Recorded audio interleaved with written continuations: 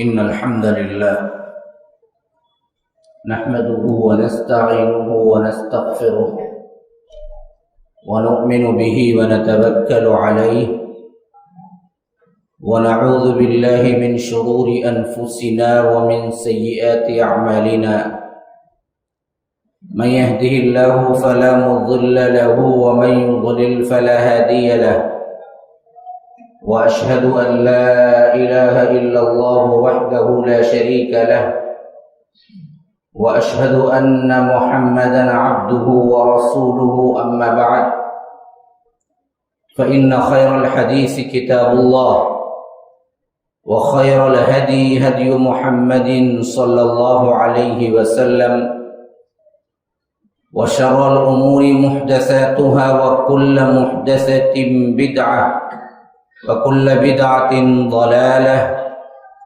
وفي رواية وكل ضلالة في النار فأعوذ بالله السميع العليم من الشيطان الرجيم من همزه ونفثه ونفخه بسم الله الرحمن الرحيم سبحان الذي أسرى بعبده ليلا من المسجد الحرام إلى المسجد الأقصى الذي باركنا حوله لنريه من آياتنا إنه هو السميع البصير وقال تعالى والنجم إذا هوى ما ضل صاحبكم وما غوى وما ينطق عن الهوى إن هو إلا وحي يوحى علمه شديد القوى ذو مرة فاستوى وهو بالأفق الأعلى ثم دنا فتدلى فكان قاب قوسين أو أدنى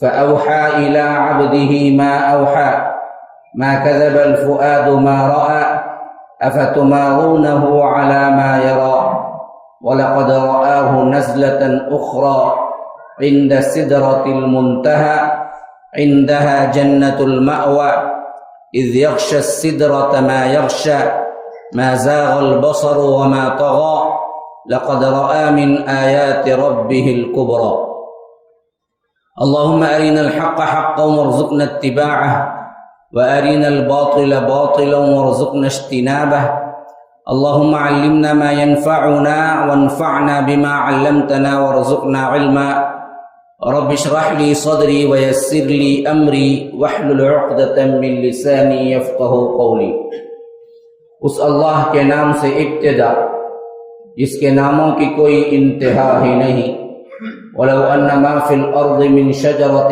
أَقْلَامٌ وَالْبَحْرُ يَمُدُّهُ مِنْ بَعْدِهِ سَبْعَةُ أَبْحُرٍ مَا نَفِدَتْ كَلِمَاتُ اللَّهِ اس ذات اقدس پر کروڑوں درود و سلام ہوں جو تمام جہانوں کے لیے رحمت للعالمین بن کے آئے تھے اللہم صلی علی محمد وعلی آل محمد كما صليت على إبراهيم وعلى آل إبراهيم إنك حميد مجيد وبارك على محمد وعلى آل محمد كما باركت على إبراهيم وعلى آل إبراهيم إنك حميد مجيد برادران اسلام واجب الاحترام بزرگوں دوستوں عزیز ساتھیوں لائق احترام ماؤں اور بہنوں اللہ تبارک و تعالی نے چند مقامات ہیں جس میں رب العالمین نے اپنے حبیب کو بلندیاں عطا کی اور اللہ تبارک و تعالی نے اپنا اکرام اور اپنی نعمت کو تمام کیا سیرت کے بہت سارے ایسے گوشے ہیں جس میں اللہ تبارک و تعالی نے جناب محمد الرسول اللہ صلی اللہ علیہ وسلم کے ہاتھوں معجزات کا صدور کیا اور ورفعنا لک ذکرک کے برابر اللہ تبارک و تعالی نے ذکر بلند کرتا رہا لیکن سب سے اہم ترین واقعہ جو اللہ کے رسول صلی اللہ علیہ وسلم کی زندگی مبارکہ میں پیش آیا جو بلندی کے اعتبار سے رفعت کے اعتبار سے یوں سمجھیے کہ سب سے کامل اور اکمل واقعہ تھا وہ ہے واقعہ معراج اس حوالے سے میں آپ کے سامنے کچھ باتیں رکھوں گا اور کچھ غلط فہمیاں دور کرنے کی کوشش کروں گا۔ قصہ معراج کے لحاظ سے رجب 27 کا ہمارے اندر بہت اہم ترین اہتمام پایا جاتا ہے۔ رجب کا مہینہ ہو اور 27ویں تاریخ ہو تو معراج کے اعتبار سے ہم شب معراج بھی مناتے ہیں، اور اس حد تک بھی کوئی مبالغہ کرنے والا کرتا ہے کہ لیلۃ القدر کے برابر یا لیلۃ القدر سے بھی آگے بڑھا دیتا ہے، اور سمجھتا ہے کہ یہ کوئی دین کا اہم ترین کام یا فریضہ ہے جو وہ انجام دے رہا ہے۔ تو یاد رکھیے، سب سے پہلی بات منانے کا تو کوئی تصور ہی نہیں ہے، نہ تاریخ ڈیٹ متعین ہے نہ مہینہ متعین ہے۔ مفسرین کے درمیان رجب کا مہینے میں بھی اختلاف ہے، اور تاریخ نگار اور اسی طرح مؤرخین اور سیرت نگاروں کے درمیان بھی سب سے بڑا اختلاف یہی ہے کہ 27 رجب کو پیش بھی آیا۔ سب سے اتھینٹک ترین کتاب یعنی مستند ترین کتاب سیرت کے اوپر، جس کو انعام یافتہ کتاب بھی کہا جا سکتا ہے، وہ ہے الرحیق المختوم، جس میں صفی الرحمن مبارک پوری نے بڑی تفصیل کے ساتھ لکھی ہے کتاب، اور یہ سیرت کے مقابلے میں سب سے اول نمبر پہ آئی۔ وہ جب لکھتے ہیں یہ معراج کا واقعہ تو اس میں 6 اقوال نقل کر کے کہتے ہیں کہ ان میں 3 تو رد کیے جانے کے قابل ہیں، اور 3 میں کوئی ایسی چیز نہیں ہے کہ کسی کو کسی پر ترجیح دی جائے۔ تو معلوم ہوا کہ سخت ترین اختلاف ہے ڈیٹ کے اندر اور مہینے کے اندر۔ تو جہاں اختلاف ہے تو ہر آدمی جس کو اللہ نے کچھ بھی عقل دیا ہو اس کو پتہ چل جائے گا کہ اگر وہ منایا جانا یا منائے جانے کے قابل یا منایا جاتا رہا یا اللہ کے رسول صلی اللہ علیہ وسلم کی کوئی سنت رہی تو یاد رکھو پھر تو ڈیٹ میں کبھی اختلاف نہیں ہوگا۔ عیدین ہم مناتے ہیں، ماشاء اللہ سے سب کو معلوم ہے کہ جیسے ہی رمضان المبارک کا چاند نظر آیا یعنی اختتام کا دوسرے دن عید ہے، اس میں کوئی اختلاف کسی کو نہیں ہے۔ ہاں دیکھنے میں الگ اختلاف، لیکن پوری امت میں کبھی کوئی اختلاف نہیں ہے۔ کسی نے کہہ دیا ہو کہ شوال 1 کو عید الفطر نہیں، جہاں تک مجھے معلوم ہے شوال 5 کو عید الفطر ہوگا۔ یہ کب ہے یہ اختلاف تو ہے، لیکن 1 تاریخ کو کبھی اختلاف نہیں ہے۔ اسی طرح آپ دیکھتے جائیں ذی الحج کے 10 تاریخ عید الاضحیٰ ہے، کبھی کسی نے کوئی اختلاف نہیں کیا، اور کہیں بھی یہ چیز آپ کو نہیں دکھے گی کسی نے کہا ہو کہ بھائی مجھے تو لگتا ہے ایسے کہ 10 کو نہیں ہے، میں سمجھتا ہوں 15 کو ہے، کیونکہ کبھی کبھی 15 کو بھی منایا گیا۔ تو یاد رکھو ڈیٹ متعین ہے، خواہ وہ عید الاضحیٰ ہو خواہ وہ عید الفطر ہو، اگر وہ عید ہے منانے کی کوئی چیز ہے یا بہت اہم ترین عبادت ہے ڈیٹ سے مختص ہے خاص طور پر، تو اس میں اللہ کے رسول صلی اللہ علیہ وسلم نے مدینے کے اندر پورے 10 سال منایا، اور ہر ایک مرتبہ برابر 1 شوال کو عید الفطر منایا، 10 ذی الحجہ کو عید الاضحیٰ منایا۔ اس میں کوئی کسی کا اختلاف نہیں ہے۔ تو معلوم ہوا جس بات میں اختلاف ہے اس حیثیت سے یہ بات ثابت ہو گئی کہ یہ نہ منانے کی چیز ہے نہ ڈیٹ کے اعتبار سے اہمیت والی رات ہے۔ ہاں جب یہ واقعہ ہوا واقعتاً بہت اہمیت والا واقعہ ہوا، لیکن اس میں ہم کو کیا عطا ہوا اس حیثیت سے اصل میں ہمیں نظر رکھنا چاہیے۔ اس ڈیٹ کو لے کر نمازیں پڑھنا، روزے رکھنا، یا شب منانا، یا رات جاگنا، یا لائٹنگ کرنا، یا مساجد کے اندر یہ اعلان ہونا، یا تو سمجھنا کہ آج کی عبادت بہت خاص عبادت ہے، یاد رکھیے اس معاملے میں تمام تر چیزیں مخفوض ہیں۔ کچھ باتیں گھڑ لی گئی ہیں، کچھ ضعیف احادیث کی طرف کیا ہیں لوگ منسوب کر دیے، یہ فلاں ہے یہ فلاں ہے، ورنہ تو معراج کی شب کی تعیین ہی صحیح طور پر نہیں ہے۔ ہاں اتھینٹک واقعہ ہے کہ یہ پیش آیا۔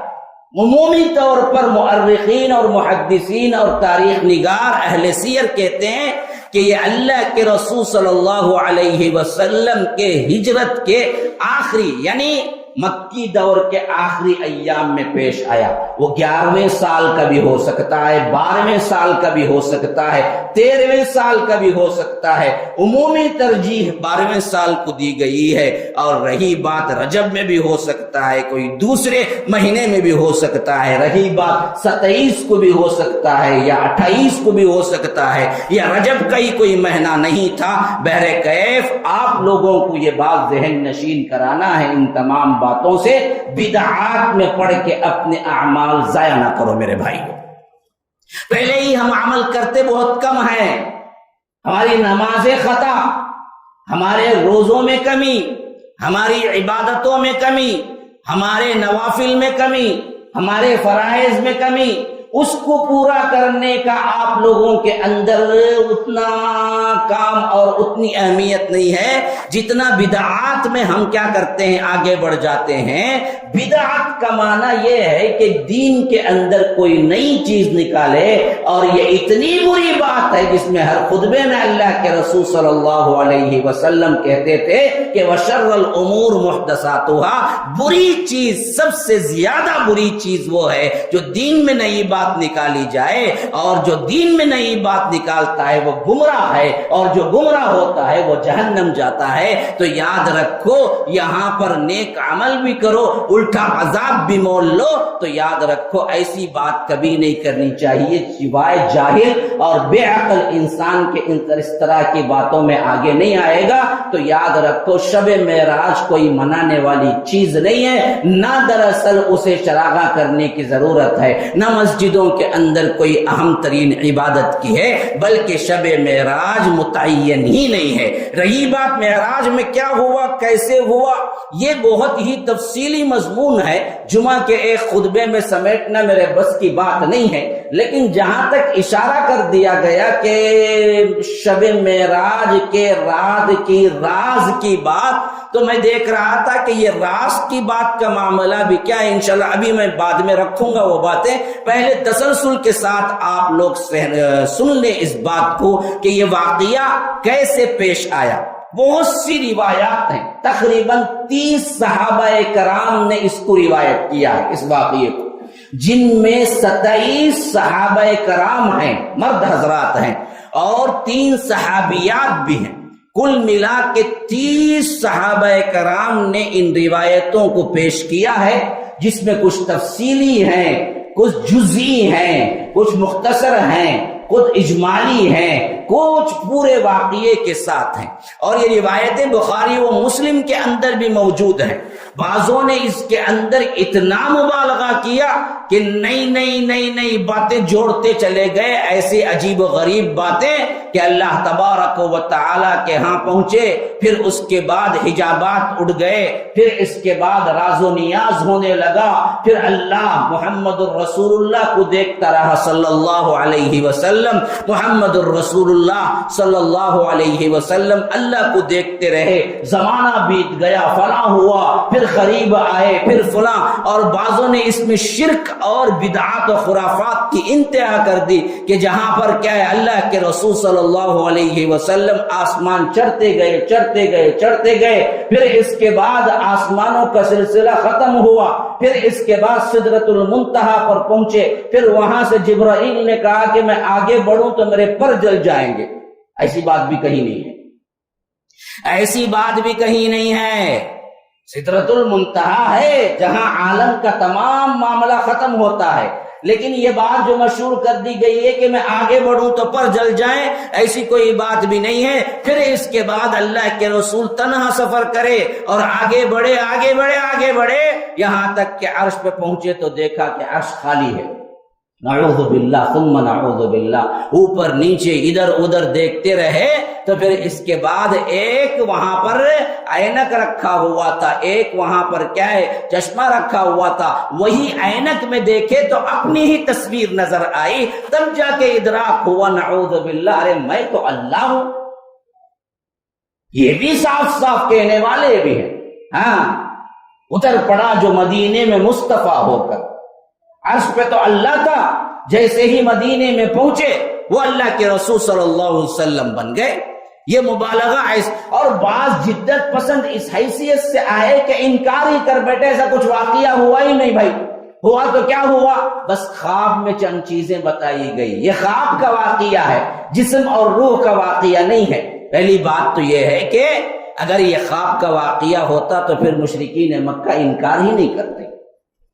سورہ اسراء جو نازل ہوئی جس کی پہلی آیت میں نے پڑھا، یہ تو اس وقت نازل ہوئی جب وہ انکار کرنے لگے، اور انکار اس بات پر تھا کہ ممکن ہی نہیں ہے کہ ایک رات کے اندر آپ اتنا لمبا سفر کر کے پہنچے بیت المقدس کو اور پھر اس کے بعد آسمانوں کی سیر کر کے واپس آ جاؤ اور رات پھر بھی باقی رہے، ہم یہ مان نہیں سکتے۔ اگر کوئی کہتا ہے کہ میں خواب میں فلاں باغ دیکھا یا میں خواب میں حرم گیا اور وہاں عمرہ کیا پھر واپس آ گیا تو کون تعجب کرے گا؟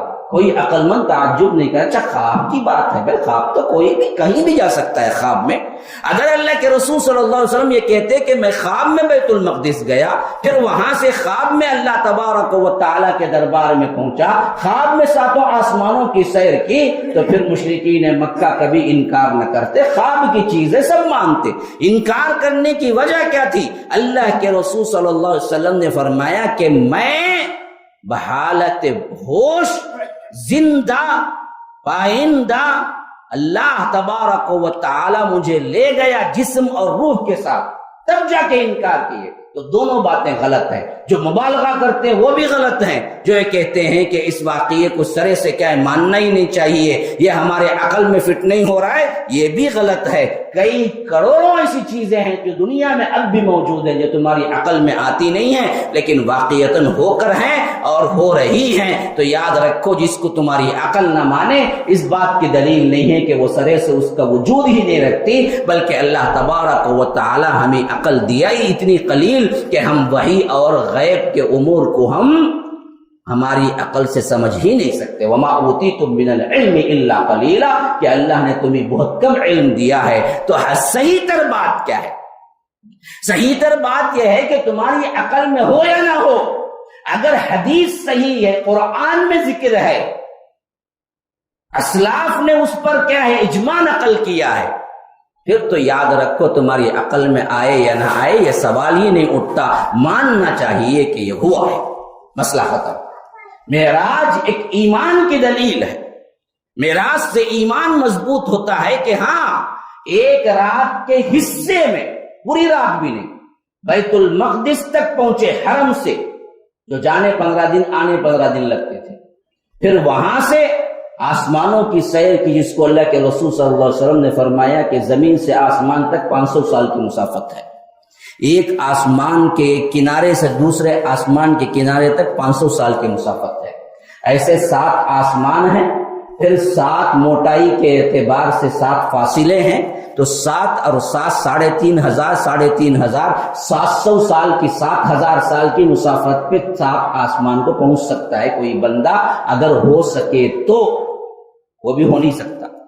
اور لیکن ہمارا ایمان ہے کہ رات کے ایک پیر کے اندر اللہ کے رسول صلی اللہ علیہ وسلم جا کے آ گئے، یہ اس واسطے کہ اللہ کے رسول نے خبر دی، اللہ کے رسول جو بھی کہیں وہ سچ ہے۔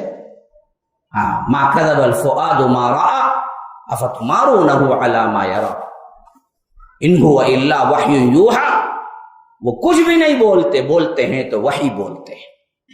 اب مالک بن صعصع کی روایت، وہ جو لمبی روایت ہے بخاری و مسلم کے اندر، حضرت انس سے بھی مروی ہے، ابن مسعود سے بھی کچھ روایتیں مروی ہیں، میں پوری روایت جو آپ کو بیان کر رہا ہوں یہ حضرت مالک بن صعصع رضی اللہ عنہ کہتے ہیں کہ میں حتیم میں تھا یا حجر میں تھا، ایک روایت میں ہے کہ گھر کی چھت پٹی، یہ تینوں روایتیں ہیں۔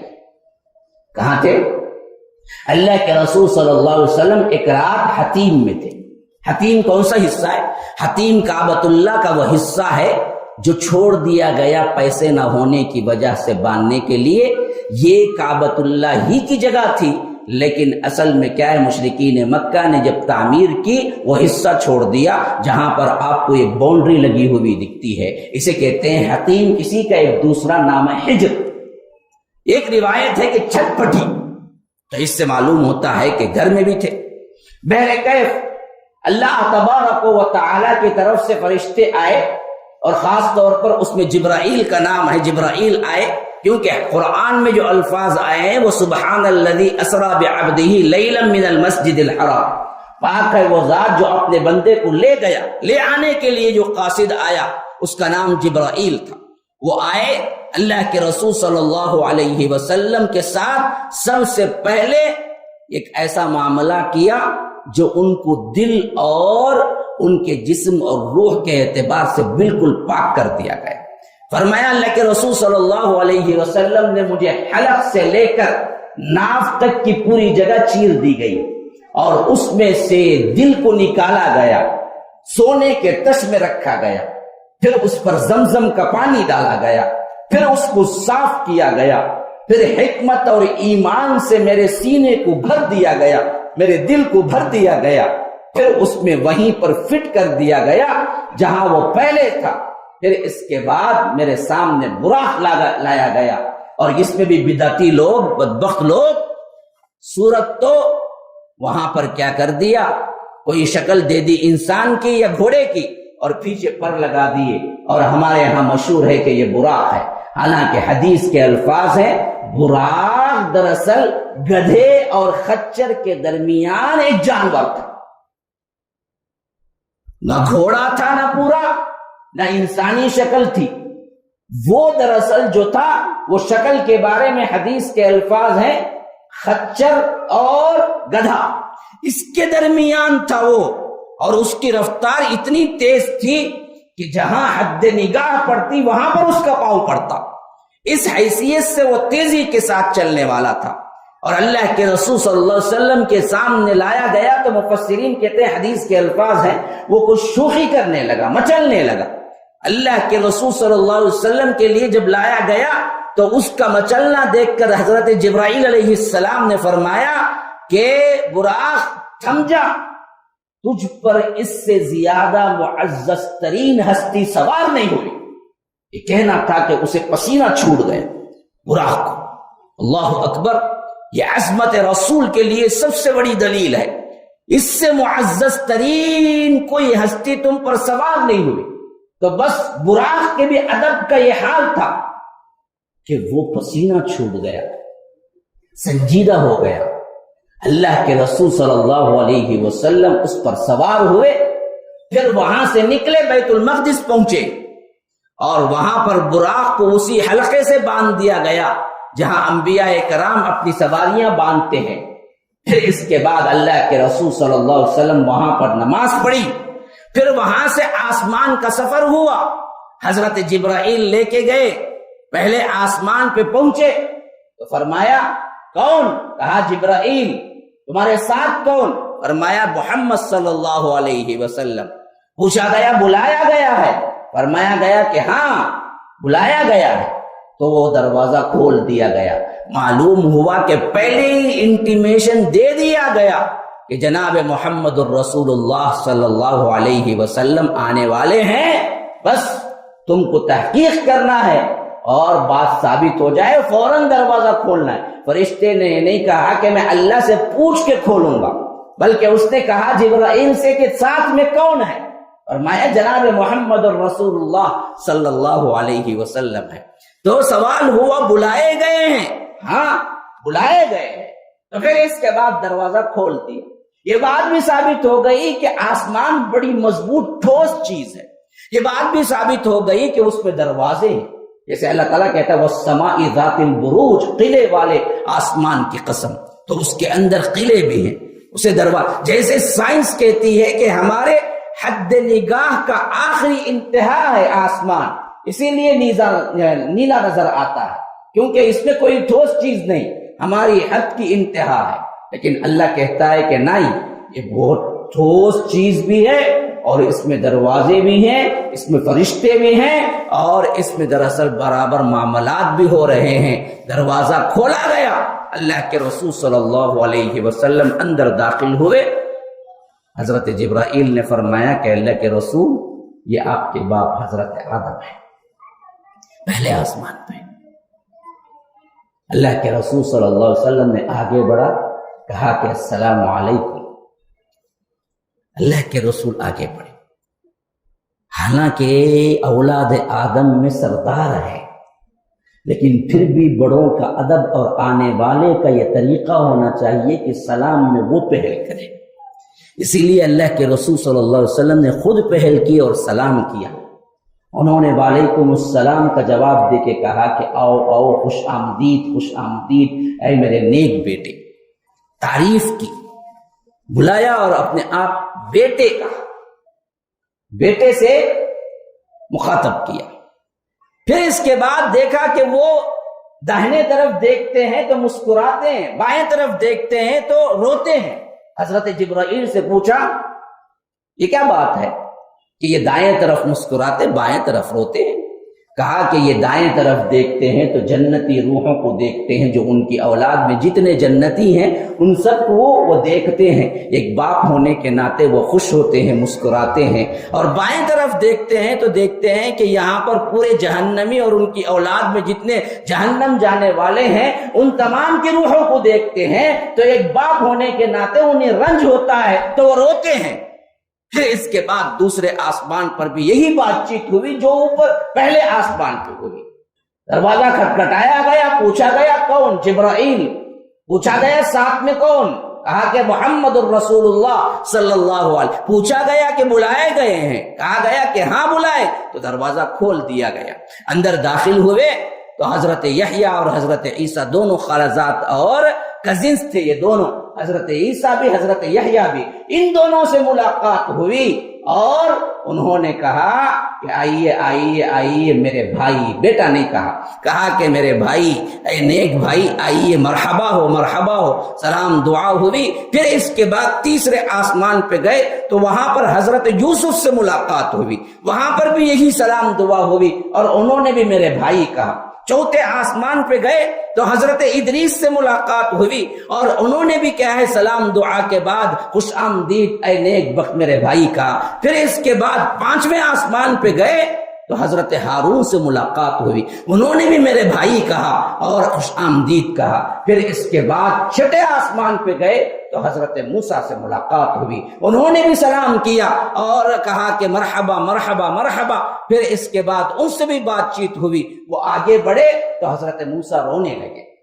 پوچھا گیا کہ کیوں روتے ہو؟ کہا کہ مجھے اس بات پر غیرت آ رہی ہے، بلکہ مجھے رونا اس بات پر آ رہا ہے کہ میرے بعد آنے والا ایک نبی، ایک نوجوان، لیکن اس کی امت میری امت سے زیادہ ہوگی. یہ حسد نہیں تھا، یہ اپنی امت کی فکر تھی جو ہر نبی کو اپنی امت کی فکر ہوتی ہے. اور اس میں امت محمدیہ کے لیے بہت بڑی خوشخبری تھی کہ تمام امتوں میں سب سے زیادہ جنت جانے والی امت محمد الرسول اللہ صلی اللہ علیہ وسلم کی امت. یہ خوشخبریاں سن کے بھی ہمیں دل نہیں پسیجتا کہ ہم اللہ کی عبادت کریں، بھاگے دوڑے آئیں، اللہ تبارک و تعالیٰ کی مسجدوں میں اپنے لیے کیا ہے مقام بنائیں. میرا تو دل کٹ کے رہ گیا جب میں ممبر پہ چڑھا تھا. اہل الحدیث مسجد سمجھ کے آیا اور ہے بھی وہی نام سے، لیکن یہاں آنے پر ایسا معلوم ہوا کہ حدیث کی اتباع کرنے والا کوئی نظر نہیں آیا. امام ممبر پر چڑھنے سے پہلے آنا چاہیے، یہ ماحول وہی بننا ہے جو اب بنا ہے. کیوں نہیں سمجھتے آپ لوگ کہ قرآن اور حدیث میں اس کی اہمیت کیسی ہے جمعہ کی؟ اس کے لیے خصوصی جمعہ کا پورا سورہ موجود ہے میرے بھائیو. اللہ کے لیے اللہ تبارک و تعالیٰ کے عذاب اور اللہ تبارک و تعالیٰ کے انتقام کو دعوت نہ دیجیے. اذا نودی للصلاۃ من یوم الجمعہ فاسعوا الی ذکر اللہ وذروا البیع. فرمایا کہ جب پکار لگا دی جائے دوڑو بھاگو رب کی طرف اور اپنے اپنے بزنس اپنے تجارتیں چھوڑ دو. ذالکم خیر لکم، یہی تمہارے لیے بہتری ہے. اور ایک ایک آ رہا ہے نماز پڑھ رہا ہے، ایک ایک آ رہا ہے سجدے کر رہا ہے، ایک ایک آ رہا ہے کچھ کر رہا ہے. کون سی نمازیں پڑھ رہے ہیں بھائی؟ ہاں، ہماری عقلوں سے وہ پرانی باتیں نہیں جاتی ہیں، بدعت و خرافات نکلتے نہیں ہیں. مسجد آنے پر 2 رکعت تحیۃ المسجد ہلکی سی جلدی جلدی پڑھ لینی چاہیے، بس مسئلہ ختم. جمعہ کا خطبہ سننا اہم ہے، حتیٰ کہ اتنا اہم ہے فرمایا کہ جو کاڑی سے کھیلا اس کی بھی جمعہ گئی. بیٹھے بیٹھے کاڑیوں سے یوں یوں اوپر نیچے کرتے ہیں، فرمایا اللہ کے رسول نے ایسے بھی جمعہ میں کوئی کیا تو اس کی بھی جمعہ نہیں ہوئی. ہاں کوئی بات چیت کیا تو اس کی جمعہ نہیں ہوئی. خطبے کے اندر امام منبر پر چڑھنے سے پہلے آیا تو رجسٹری میں پھر لکھا جاتا ہے کہ تم جمعہ اٹینڈ کرنے آئے.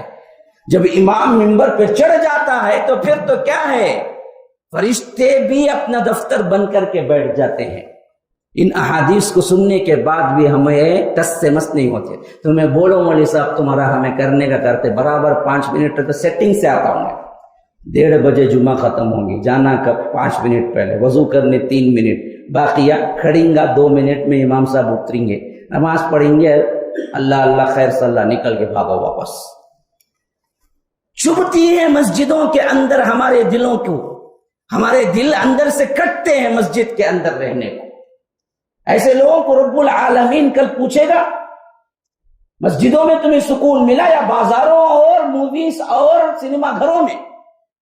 کیا حال بنا لیا ہے ہم نے اپنی امت کا.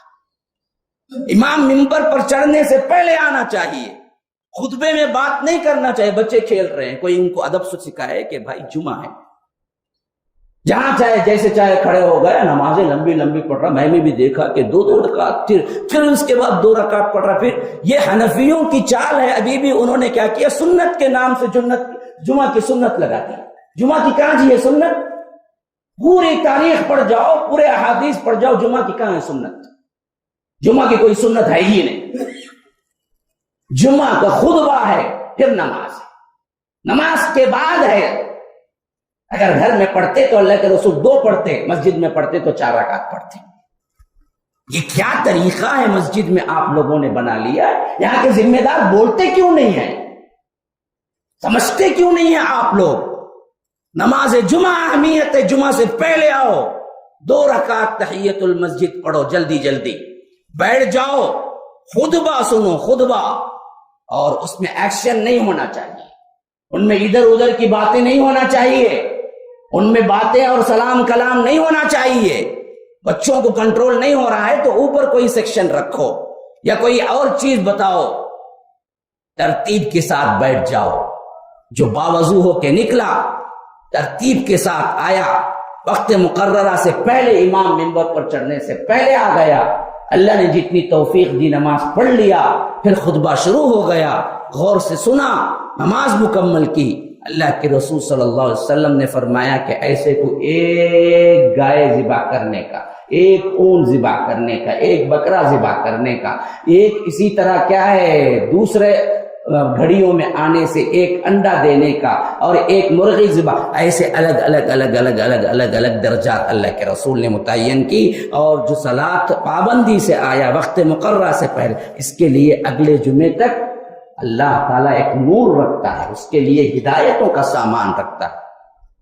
ہم نے کیا کر دیا اس جمعہ کو؟ دل کٹتا ہے میرے بھائی، طنز نہ سمجھو. یہ ایک درد دل ہے جو بھائی شیئر کر رہا ہے آپ کے ساتھ. جمعہ کی قدر کرو. جنہوں نے سب کی قدر نہ کی تھی، اللہ نے یہودیوں کو ہفتہ دیا تھا اور ان لوگوں نے ہفتے کی قدر نہ کی، خالص عبادت کے لیے بنایا تھا. ان بدبختوں نے کیا کیا؟ مچھلیاں پکڑنی شروع کر دی، کیونکہ ساحل کے قریب تھے اور مچھلیاں بھی بہت زیادہ، یعنی بزنس کا بہت موقع تھا. تو اللہ تبارک و تعالی نے جو عبادت کے لیے دیا تھا، جیسے ہم کو جمعہ دیا اور ہم پہ رحم کیا کہ 1 گھڑی تجارت حرام کی، جہاں سے اذان ہوئی وہاں سے لے کر صرف اور صرف نماز ختم ہونے تک ان کے لیے پورا دن تھا، لیکن انہوں نے قدر نہ کی اور کھلے عام انہوں نے کیا کیا؟ اس حکم کو ٹال دیا اور مچھلیاں پکڑنے لگے اور بزنس کرنے لگے. پتہ ہے اللہ نے ان کے لیے کیا عذاب رکھا؟ بندر بنا دیا، بندر. ڈرنا چاہیے کہ کہیں ہمارے لیے بھی اللہ تعالیٰ یہ عذاب نہ رکھے. اور ویسے بھی دنیا کی محبت، موویز اور اسی طرح کی گندی چیزیں، فلمیں دیکھتے دیکھتے ہم بھی دل اور دماغ کے بندر ہی ہیں. ہاں شکل کے انسان لگتے ہیں، لیکن ان کو اللہ نے شکل کا بھی بندر بنا دیا. وَلَقَدْ عَلِمْتُمُ الَّذِينَ اعْتَدَوْا مِنْكُمْ فِي السَّبْتِ فَقُلْنَا لَهُمْ كُونُوا قِرَدَةً خَاسِئِينَ. ذلیل ہو کر بندر بن جاؤ تو بندر بن گئے. تو یاد رکھو ہماری بہت بڑی اہمیت ہے، عظمت ہے، لیکن ہم نے پامال کر دی. تو 7ویں آسمان پہ گئے تو وہاں پر حضرت ابراہیم سے ملاقات، وہ بیت معمور پہ ٹیک لگائے، وہاں کا کعبۃ اللہ ہے، آسمانوں کا بیٹھے ہوئے تھے۔ انہوں نے کہا کہ مرحبا میرے بیٹے، وہاں پر انہوں نے بھی بیٹا کہا، سلام دعا ہوئی۔ اس کے بعد ابراہیم علیہ السلام، قربان جائیے ہمارے بارے میں کتنا خیال رکھتے ہیں میرے بھائی، کہا کہ میری امت کو، آپ کی امت کو میرا سلام کہنا۔ ابراہیم علیہ السلام نے ہمیں سلام کہا ہے۔ ہاں، آپ واپس جائیں تو آپ کی امت کو میرا سلام کہنا اور ایک پیغام دینا۔ ابراہیم کے پیغام کو آپ لینا چاہتے ہیں؟ کیا پیغام ہے بتائے؟ فرمایا کہ یہاں کی مٹی بڑی زرخیز ہے اور بہترین ہے اور پودے بہترین لگتے ہیں، لیکن چٹیل میدان ہے جنت کی۔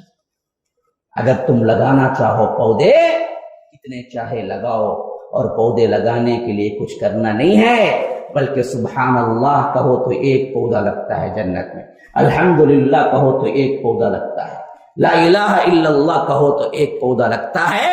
اس طرح تم جنت کی زرخیز زمین میں پودے لگاتے رہو، ویسٹ نہ کرو، اپنی زبان برباد نہ کرو، موویز نہ دیکھو، انسٹاگرام نہ دیکھو، واٹس ایپ میں ادھر ادھر کی بیکار باتیں نہ کرو، وقت ملے تو سبحان اللہ، الحمدللہ، لا الہ الا اللہ، اللہ اکبر، یہ کہتے رہو۔ ابراہیم علیہ السلام نے پیغام دیا کہ اس سے تمہارے جنت کے اندر تمہارے پودے بڑھتے چلے جائیں گے۔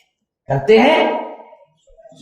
آپ اپنے لحاظ سے اس کو قائم رکھے زندگی میں، پھر آگے بڑھے، 7 آسمانوں سے آگے سدرۃ المنتہا، جہاں پر جبرائیل کو حیرت اصلی میں دیکھا، 600 پر، اور ہر پر سے یاقوت اور زمرد موتیاں جھڑ رہی تھی، اور وہ ایک الگ ہی عالم تھا جس عالم میں حضرت جبرائیل کو اللہ کے رسول صلی اللہ علیہ وسلم نے دیکھا۔ پھر وہاں سے بھی آگے بڑھ گئے، اللہ سے باتیں ہوئی، لیکن اللہ کو دیکھا اما عائشہ کی صحیح ترین روایت کے مطابق نہیں دیکھا، کیونکہ فرمایا جب پوچھا گیا آپ نے اللہ کو دیکھا معراج میں، تو اللہ کے رسول نے کہا کہ میں نے نہیں دیکھا، وہ تو سراپا نور ہے، میں کیسے دیکھ سکتا ہوں؟ اور دنیا کے اندر کوئی شخص بھی اس حیات کے اندر اللہ کو دیکھ نہیں سکتا۔ ہاں، بغیر حجاب کے باتیں ہوئی، یعنی ڈائریکٹ اللہ کی آواز کو سنا اور اللہ کے رسول صلی اللہ علیہ وسلم سے بات ہوئی۔ فَأَوْحَى إِلَىٰ عَبْدِهِ مَا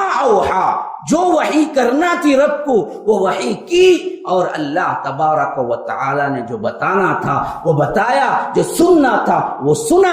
ان میں سب سے اہم ترین بات جو راز کی ہے وہ یہی کہی گئی کہ اللہ نے ان کے ساتھ ایک عہد کیا، گویا کہ فرمایا کہ تمہاری امت میں جو کوئی بھی شرک نہیں کرے گا، شرک پہ نہیں مرے گا، ہم اسے جنت دیں گے۔